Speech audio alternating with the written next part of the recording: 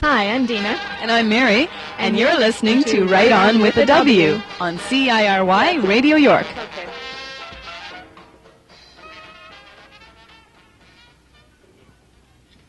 Hi, I'm Mary Jankulak, and Dina Linsky and I have a great old show for you today. We're featuring a BP Nichol interview, which got taped this time. We made several attempts at it, and I think our best one just never made it to tape, but this one did, and, well, this one's good too. It's me.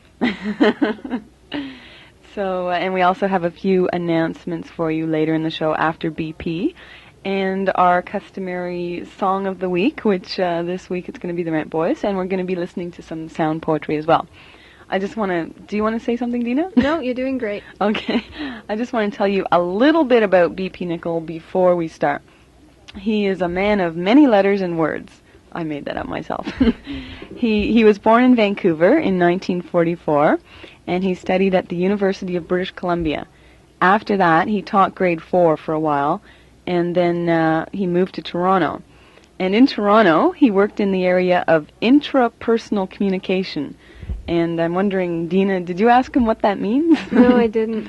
Because I thought, well, that's an interesting way to put it, intrapersonal communication. It sounds like it covers a lot of things, which is what he does, obviously, because he's the author of 18 books of prose and poetry. As of where you took your bio from. Oh, so it's more than that, is it? Probably by now, yeah. Yeah. A lot more. Maybe even 19 or 20. At least. And also a lot of pamphlets, too numerous to mention. He has been a publisher under the guise of Ganglia Press and Gronk, with a big O, so you have to like Gronk. And he won the Governor General's Award for Poetry in 1970. The list goes on and on. He also teaches creative writing at York University right now, and at one point he was a member of the Four Horsemen, and he still is, I imagine. Mm-hmm. But they just don't perform all that often. No. Mm-hmm. So that's it for BP. That's great. Dina, Now we're getting to a sound poem by him. This is a poem off his Irrational tape.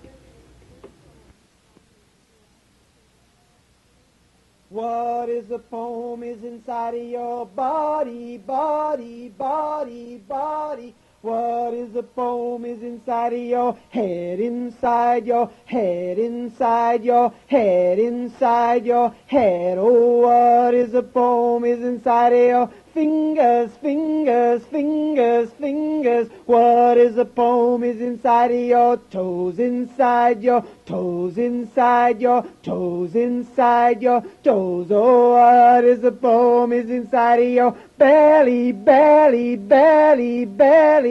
What is a poem is inside of your heart, inside your heart, inside your heart, inside your heart. Oh, what is a poem is inside of your eyes, eyes, eyes, eyes. What is a poem is inside of your nose, inside your nose, inside your nose, inside your nose. Oh, what is a poem is inside of your ears, ears, ears, ears. What is a poem is inside of your mouth, inside your mouth, inside your mouth, inside your mouth. Oh, what is a poem is inside of your voice, voice, voice, voice. What is a poem is inside of your body, inside your head, inside your fingers, inside your toes, inside your belly, inside of your heart, inside of your eyes, inside of your nose, inside of your ears, inside of your lips, inside your voice. Oh, what is a poem is inside of your body, body, body, body. What is a poem is inside of your happy, happy, happy, happy. What is a poem is inside of your woe, inside your woe, inside your woe, inside your woe. Oh, what is a poem is inside of your loving, loving, loving, loving. What is a poem is inside of your breathing, breathing, breathing, breathing, breathing, breathing, breathing, breathing, breathing, breathing, breathing, breathing, breathing, breathing. Trying to figure out what kind of writing you did, I came across the word concrete poetry a lot. Mm-hmm. You mentioned mentioned that concrete poetry isn't the only thing that you do. I was wondering if you could define exactly what kind of poetry you Well, to begin with, to do the old, historical flashback thing, concrete poetry as a movement really was, I guess, current in the late 50s, early to mid-60s. And essentially it was focusing on, if you like, the concrete reality of language, which is to say the fact that words exist as print and are on the page, and therefore one of the things you can do is work with the page as a visual field and work, therefore, with the visualness of language, which is why I ended up writing my name BP small b small p. It was just because of the visual rhyme of the two letters, right? Oh. That's the basic reason for it. And in quote-unquote sound poetry, which is, if you like, a subset of concrete poetry being the larger term that includes various approaches. What you're doing is you're focusing on the sound elements of language, and which is another, if you like, a medium in which language exists. It exists in the airwaves, as in sound waves and in light waves, which affects the eyes and the ears.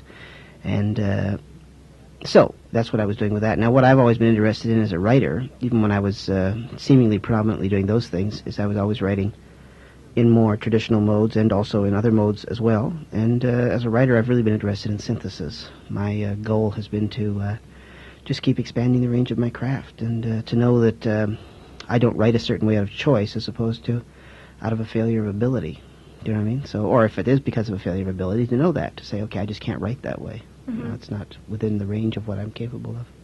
So is that like writing in a sort of along the guidelines of conservative kind of poetry with capitals and that kind of thing that you're not comfortable with? Is that Not particularly. I was, as a beginning writer, much more interested in open forms than in closed forms, which is basically what you're talking about when you, I assume, when you ask that question.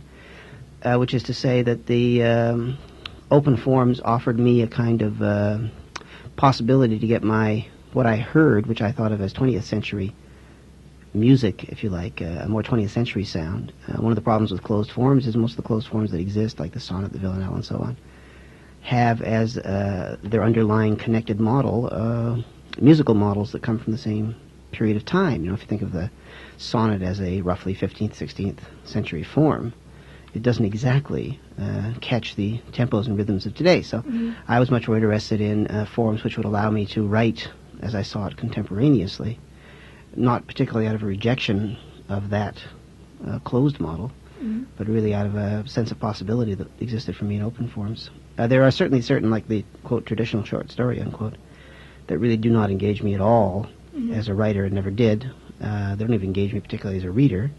Though in coming to write for television, as I have in recent years, I've found that when I have an occasion to or a reason to, I can write using those kinds of structures. But they never engage me particularly to engage the regular short story. Is there any kind of guidelines that you do follow in your kind of writing?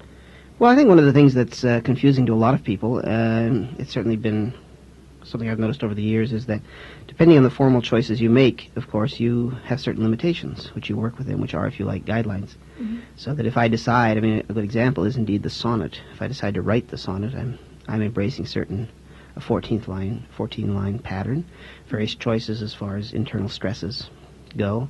I'm also embracing, within a certain range of possibility, certain thought structures. If you take the classic 14-line sonnet, it's kind of like, thesis, argument, conclusion, And so that's a very clear example, but if you take that out into anything, including various, if you like, subsets of open form poetry, they also contain thought assumptions. That is to say, they embody certain modes of thought and so on, even as the traditional short story, to go back to that again, tends to suggest that the world is encompassable, that things reach a conclusion, that things don't end on an unresolved note, which was one of the fundamental problems I always had with it, was that it seemed to me that in life things were always ending on an unresolved note, and tying everything off never made much sense to me philosophically. I liked that sense that things were open and kept on shifting, and that you maybe went through a whole thing and ended back at the beginning, but with a changed perception of the universe in some way. So yeah, there are very real guidelines. I'm a demon reviser. I go through a lot of revision in my writing, and indeed, if you look at the visual poems and so on, the visual poems, in a way, are more like closed poetry than open poetry. they tend to be based on very tight visual patterns and so on, and part of the pleasure of that kind of poetry is in sticking to the pattern, both for the reader and the writer. So they actually probably have more in common with the sonnet than they do with, say, a more open-form poetry like B.E. Cummings, some of his looser ones, as opposed to his tighter ones. Yeah. See, what I was thinking was along the idea of things like when you use something like a triple bracket or the small letters, like you mentioned before. What What is the meaning guideline for is? the reader? Yeah. Well, one problem in general with open-form poetics, I think, is that there's a language that writers share that has not gone out into the general reading populace, partly because the people who tend to teach poetry are still teaching on antique models, and therefore don't themselves necessarily recognize that there is any pattern there, right? So there's an underlying assumption that these things are kind of, what I used to call the Patsy Gallant school of thinking, which is, I've got to be me, I've got to be free, so the person kind of is seen as sprawling all over the page, etc. The lowercase thing, I mean, really, you have to usually read a writer's work to see what it's about. For instance, in the work of Bill Bissett, it has a lot to do with, for him, seeing any kind of, seeing both grammar and any kind of social assumptions as being an arm of the fascist state. So for him, it's a political statement. For me, it had to do with an uneasiness with I tend to see capitals, depending on what you're talking about, but I tend to see capitals on the whole as having a more assertive voice, more being louder in some sense. And for instance, the capital I, from when I began writing, I had tremendous problems with it philosophically. It's certainly true from, I think, a reader's point of view that the lowercase I draws more attention to itself, so it's therefore often seen as being almost more narcissistic. But I think the act of drawing attention, the very fact that you can, by one simple little change like that, going from a capital letter to a lowercase letter, have the impact you tend to have on the reader, seems to me to say a lot about language, and the kind of assumptions we exist in, and the fact that we don't question those assumptions. So the fact that the reader is more aware of the lowercase I, for me, is useful, because then they're starting to look at, well, okay, I'm more aware of it, but what is this I doing in this work? Is it the I of the writer? Is it an imagined I? Is it a fictional one? Is it a multiple I? Do you know what I mean? So that these are all things that certainly in, say, my long poem, The Martyrology, these are all issues that I'm trying to deal with, so that I want the reader to be aware of that I, not necessarily as my I, but to certainly be aware of it, and to have that kind of relationship to the text, that they are constantly questioning everything about it and all their assumptions. Mm-hmm. So would you say that one of the major themes of your work, then, is the writing, the language itself, because you're trying to make people so conscious of? For sure, because I think with language, we have one of those situations where people tend to take, because we're all born into a community of speakers, we tend to take language for granted. And we will very contradictorily use it to do certain things at the same time as we make assertions about it, Mm-hmm. So I've wanted to open the net very wide. I like including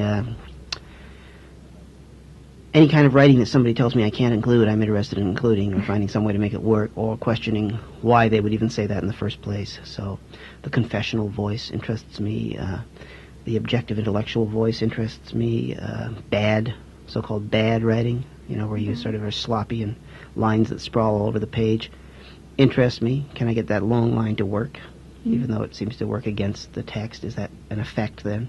So all these things seem to me part of the formal range of what's possible. And one of my real beliefs is that at this point in the 20th century, in terms of technique, we simply know way more. I mean, I think all these genre definitions anyways, like prose and poetry, are just going to start to disappear again, which I think would be really useful.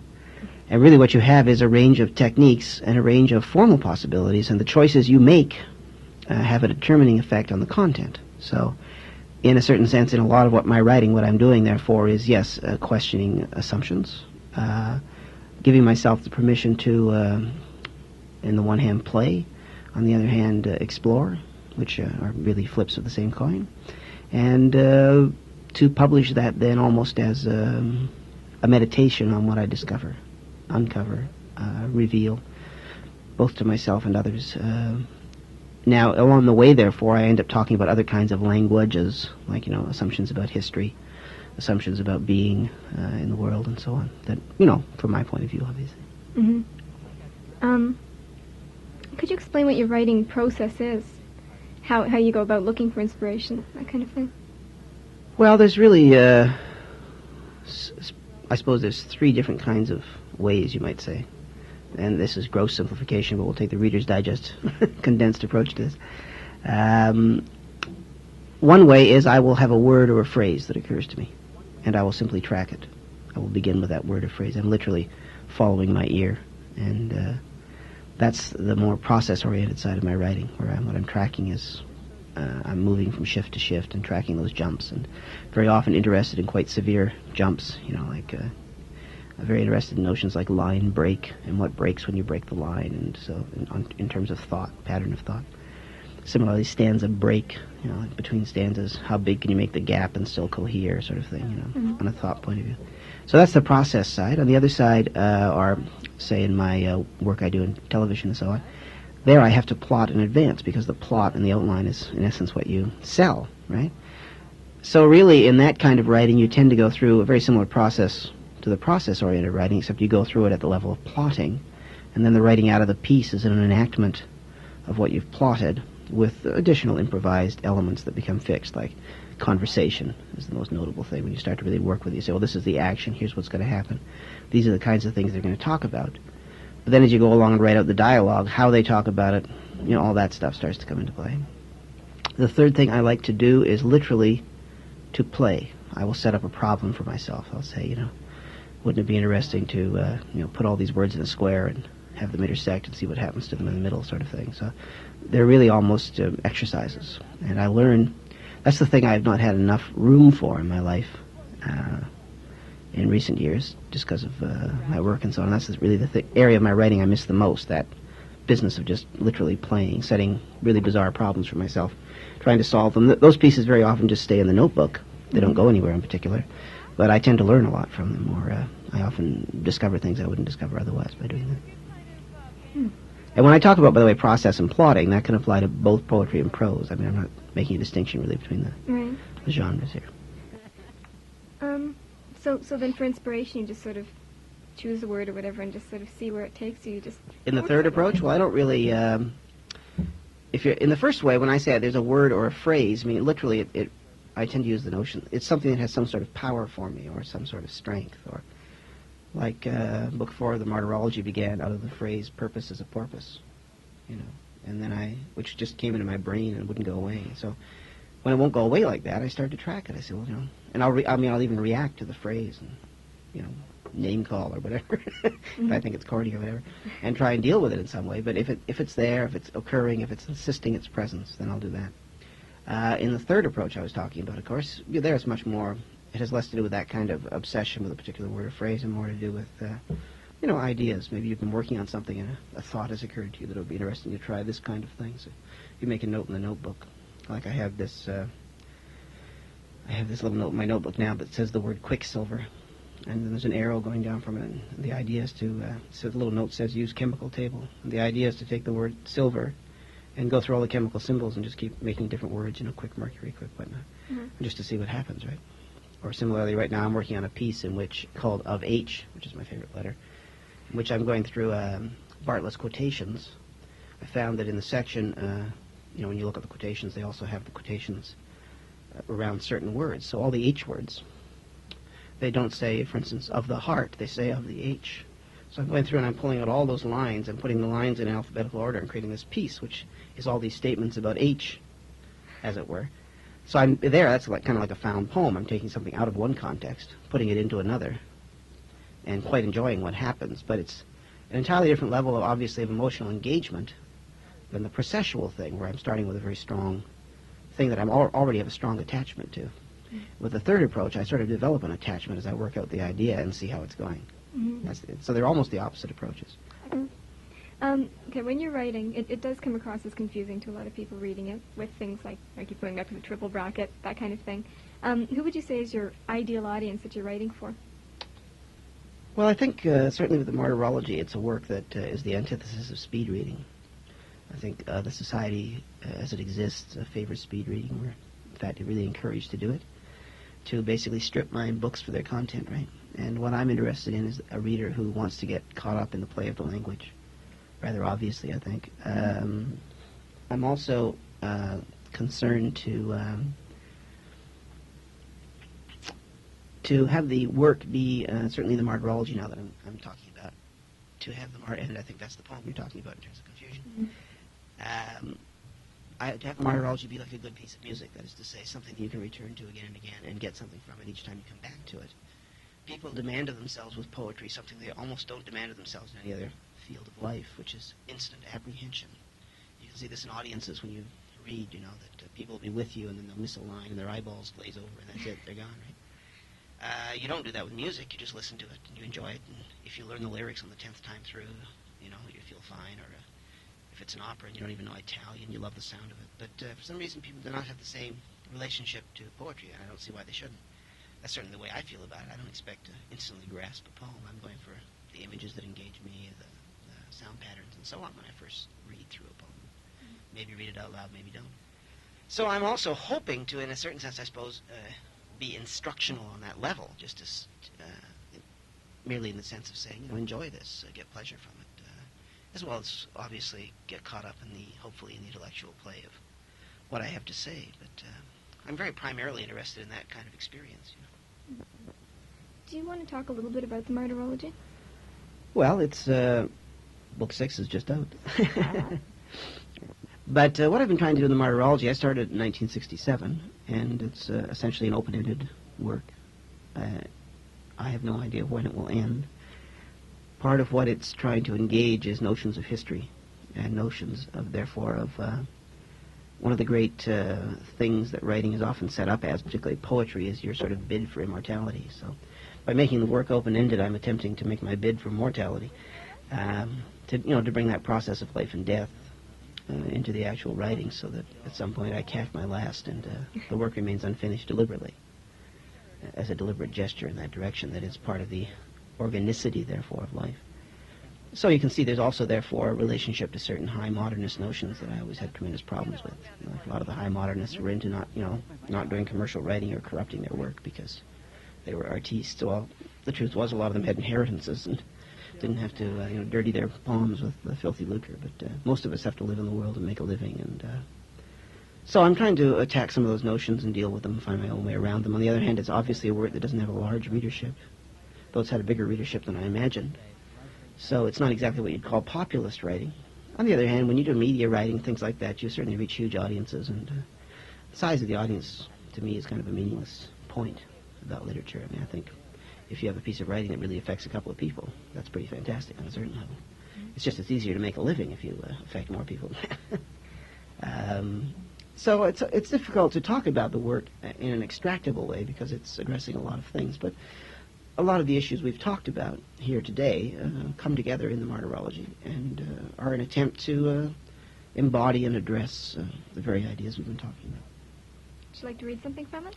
Sure, I'll just read a little wee bit from the middle of Book 6. This is from a piece called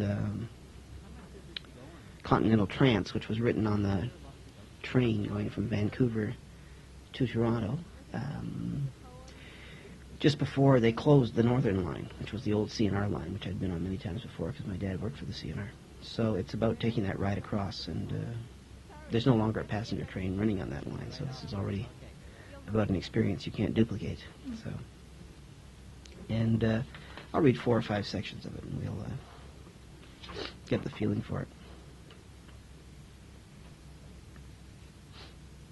So this starts with some talk of writing, and then eventually leads into a couple of almost pure landscape poems. Too much like a rock song, what I thought as I ended the previous poem. How come that voice keeps butting in? Why the need to resolve parameters? Why not the rush of the asymmetrical, arrhythmic world? Why not the Y, not the Z, in the unwritten alphabets ahead? Okay, we'll start there with St. Utter's subtler statement. When the riddle's rid of rid, dull remains a shine with its own kind of mystery. Half words, half visions. The train pulls out of Jasper 3 hours late. Is this the Saint 8 of my mind, or does that saint exist beyond these twisting tracks, this train of thought?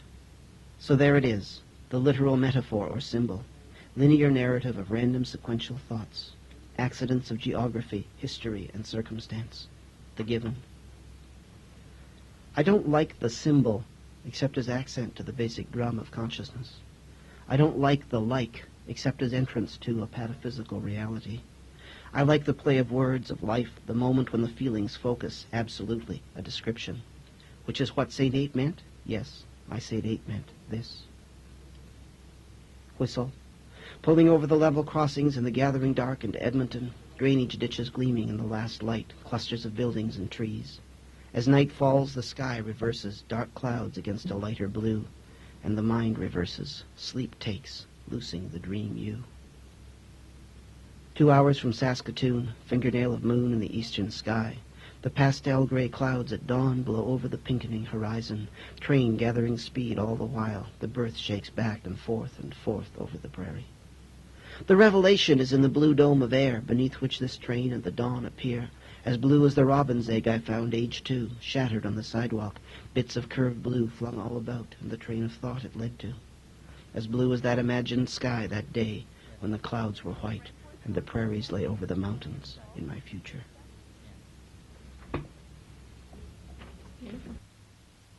And dwarf puppets on parade in any way? Yeah.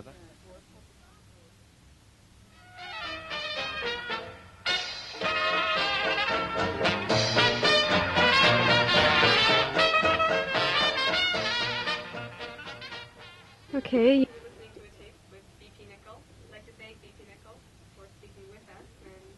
With Dina, actually. Okay, we'd also like to thank John, our lovely technical production assistant, for doing the show again. And next week, it's going to be the John Gronin show because Mary and Dina are going to the morgue. We'll tell you about that next time, though. It sounds like a good title for a Harlequin. So we're just going to end up, though, because we're out of time. This is Insects by the Rent Boys. And you've been listening to Right On with a W. Right.